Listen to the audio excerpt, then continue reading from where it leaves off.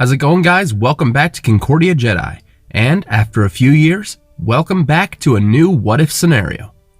Today, we're going to look at what would have happened if, instead of Obi-Wan going to confront Grievous, Yoda was sent to hunt down the droid general instead. Now in the films, the Council unanimously agrees that Obi-Wan should be the one to take out Grievous. In this scenario, however, let's change it up. Let's say that in this scenario, Yoda is selected by the Council to defeat Grievous. However, that leaves us with a big question. What about the droid attack on the Wookiees? Well, the way I see it, this leaves us with three scenarios. Scenario 1, Yoda goes to Utapau while Obi-Wan is sent to Kashyyyk.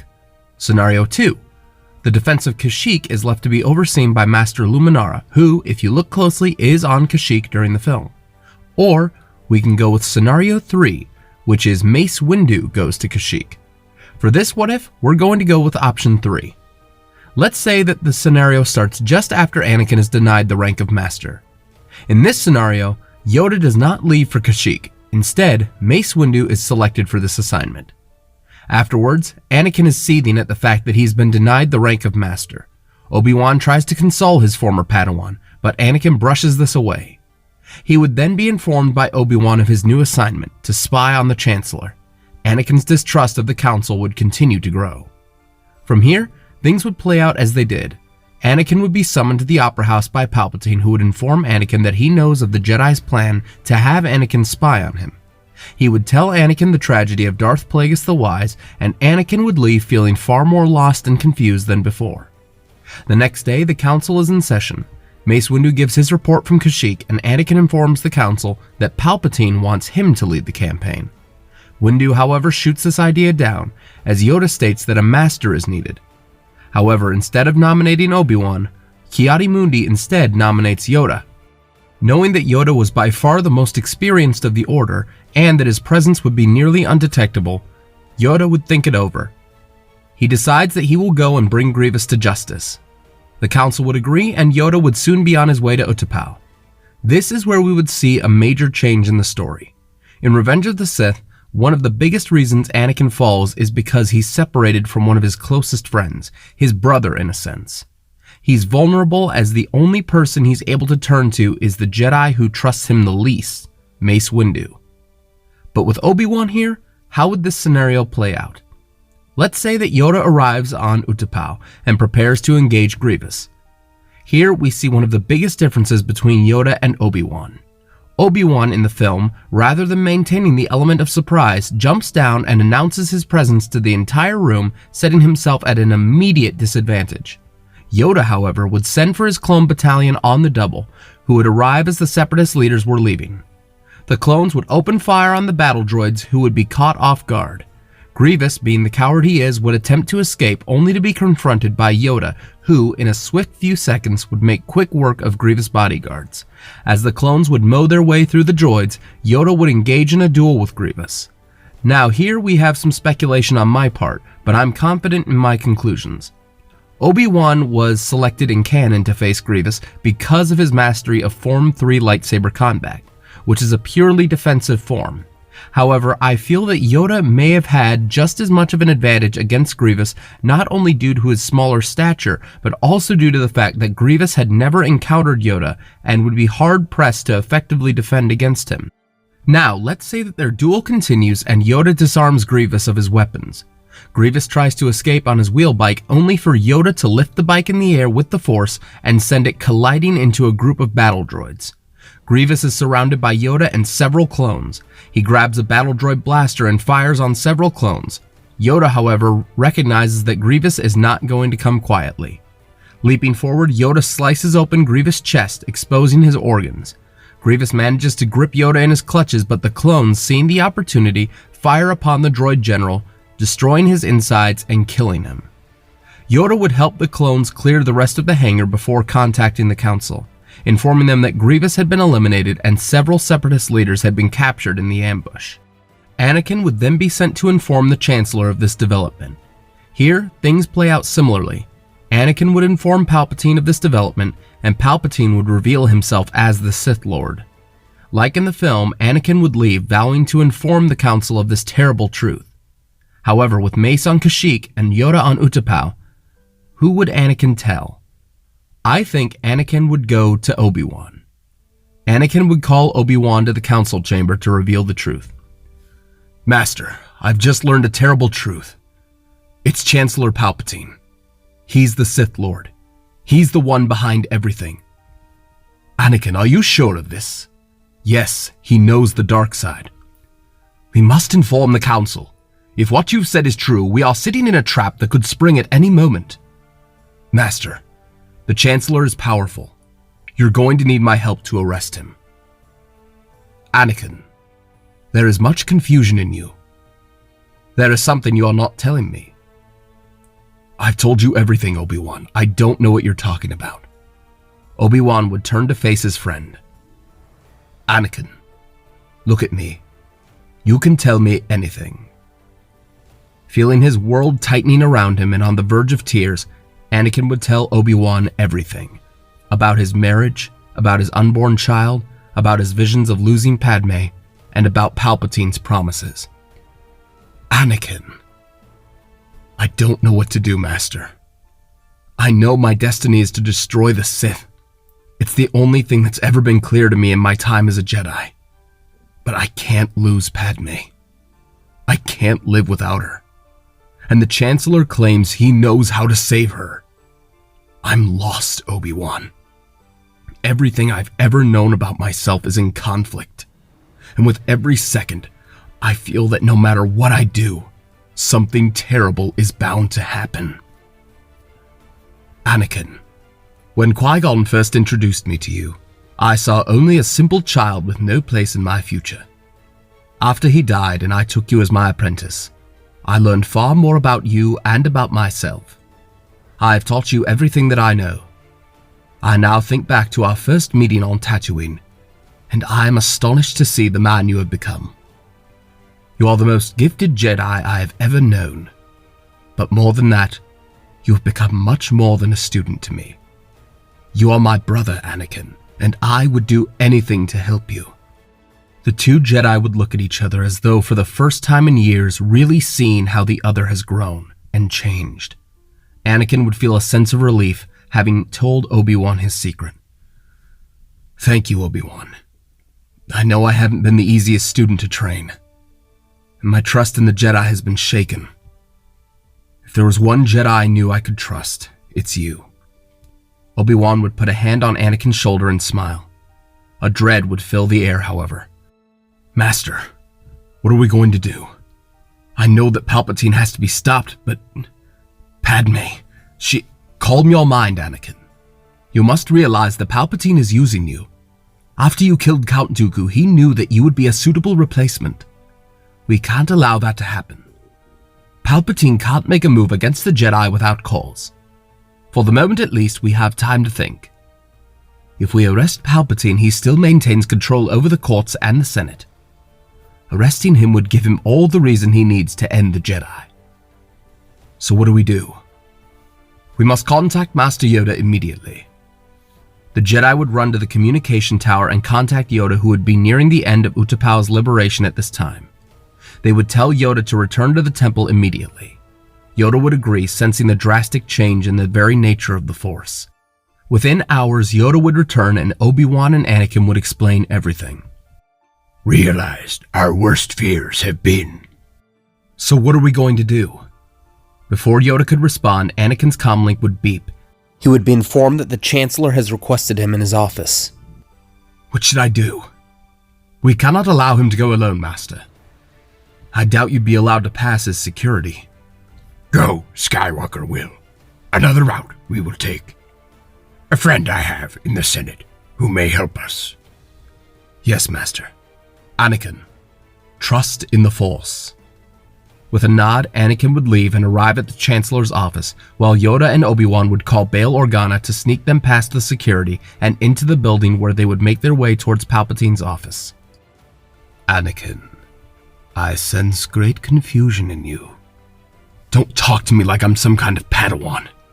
I ought to kill you right now for manipulating me for all these years. I saw you as a mentor, but all I am to you is a pawn. How ironic that you talk of manipulation without realizing that the Jedi have manipulated you your entire life. Don't you know why they never made you a master? It's because they fear you, Anakin. They know that you are not like them. The Jedi seek to gain control of the Republic, and you are the key to their plot. I don't believe you. I won't betray the Republic, and I certainly won't betray the Jedi.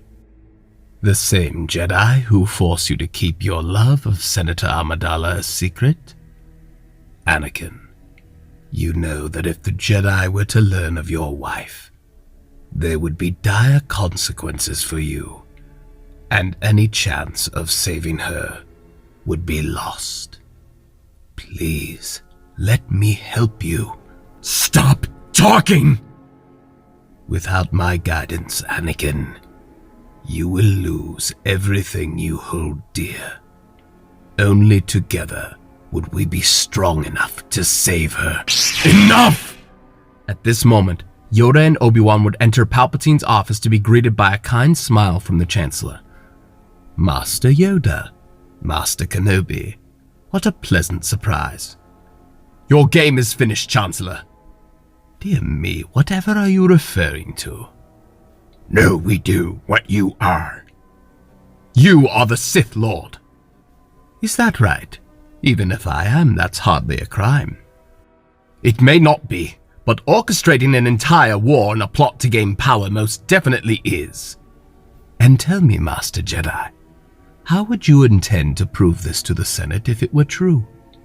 Do you intend to arrest me on false charges? One way or another, your tyranny ends today. The galaxy will soon know what you have done. The two Jedi would ignite their lightsabers. Palpatine would rise from his desk, slowly removing his saber from his sleeve and igniting a crimson blade. It's treason, then. Screeching and flying in a fury towards the Jedi, Obi-Wan would barely be able to defend himself from a strike from the Sith blade, his Form 3 technique being the only thing to save him. Yoda would unleash a fury of his own attacks against Palpatine as Anakin would rush to their aid. Even as powerful as these Jedi were, Palpatine's attacks would keep each of them on their toes.